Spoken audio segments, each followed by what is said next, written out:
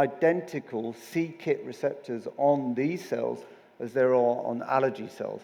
These are modified by microbiome, these are modified by microbiome.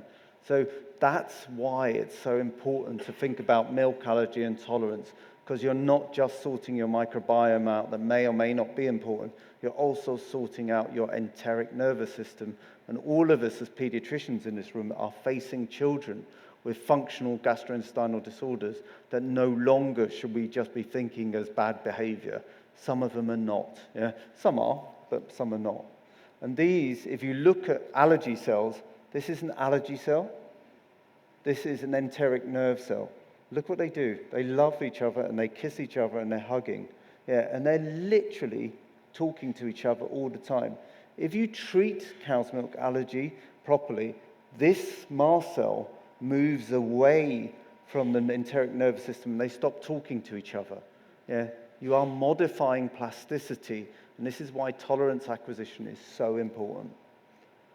And the reason is also you upregulate a receptor. So dinner yesterday, you have chili and you have capsaicin, which is burning hot, and you upregulate this, and it's called TRPV1. This is upregulated in milk allergy. But then what's really fascinating in the last year or two is you're starting to recognize that everything in life has a yin and a yang, and what you find is these hot receptors are modified by cool receptors called TRPA1. And actually what you want to do is shift from here to here, and treatment of cow's milk allergy will be a shift from here to here, and you're going to reduce the pain, discomfort, and these are centrally found as well, and probably quality of life and long-term outcomes in children. And if you look at the TRPV1, these are the hot chili receptors, screaming and allergies drive the signaling into your brain. So remember I showed you that the enteric nerves are working with your brain nerves? Well, this is brain-gut axis. And what you're trying to do is get those other ones called TRPA1, is actually want to get those increased so this hot messaging to your brain as a baby goes down. Yeah, and these are long-term implications that we're now beginning to recognize. Big brain, little brain. Allergy, big brain, bad, little brain is sending up all the wrong kinds of signals. Yeah, and see. And this is where we're going to move on to quality of life. I want you to start thinking about cow's milk allergy in terms of the mums and the dads and the quality of life. And non-IgE mediated allergy, most of the quality of life work is done in eosinophilic esophagitis. So when I was working in Cincinnati with Jim Franciosi, Jim did loads of work on this and looking at quality of life of these children with food getting stuck, being scared of eating and stuff. But actually in milk allergy, very little non-IgE quality of life is done. So we decided we'd tackle this. And what we'd do is look at the impact on a family in terms of emotion, physical functioning, cognitive behavior, communication, daily activities, and relationships, and we'd score it. We had to create our own new quality of life guideline because there wasn't one for milk allergy. And then we had to compare it against normal controls.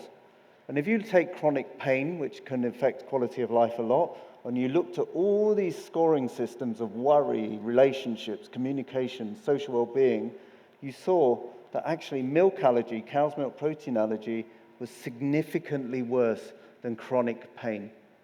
And then if you went really extreme and compared it with children with intestinal failure, so these are children who are at home on TPN, so intravenous nutrition at home, the things that were really different was well-being of emotion of the parents, and worry. People with cow's milk allergy worry. And we looked at stress yesterday and the stress responses. These mums and dads are really worried. No one can give them an answer. No one can give them a diagnosis. And this has long-term implications for health.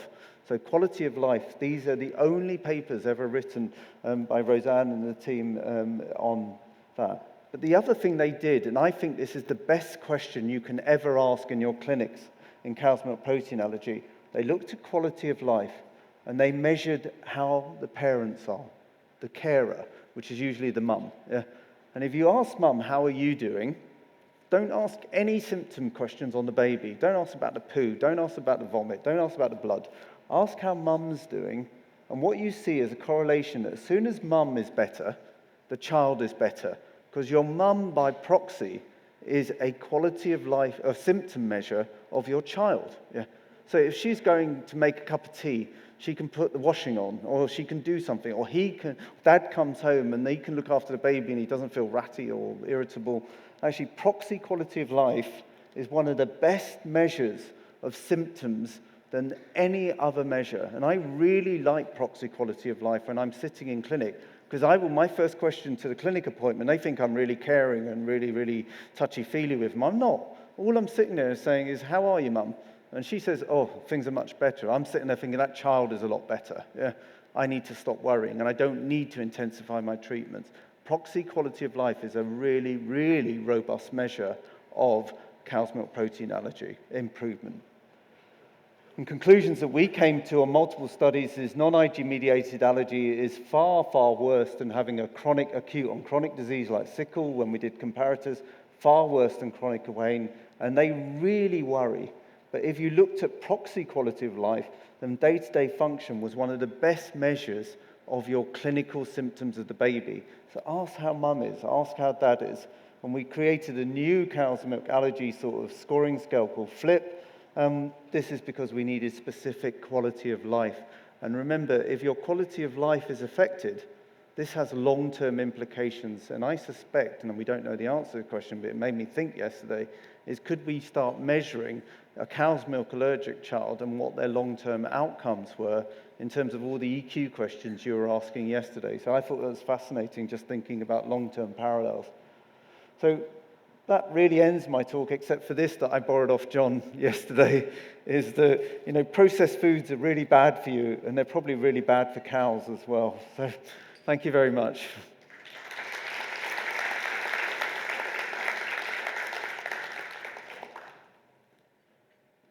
Do you want to stay or go? I've got my present, haven't I? So thank you, Neil.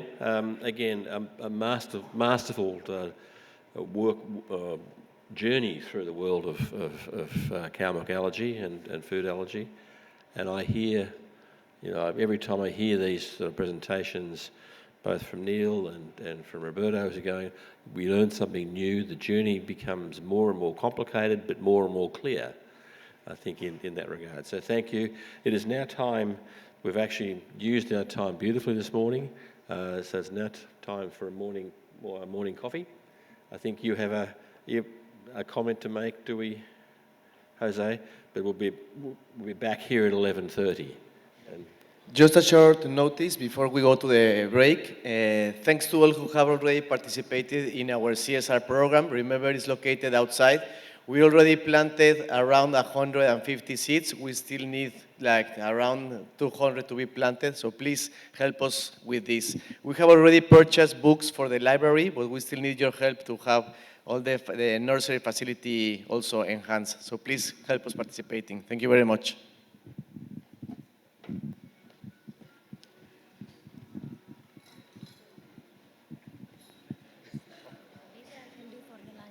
Sorry? Later, before lunch, we do the same. So Yeah. update. Yes, sure. Later I can do. No worries.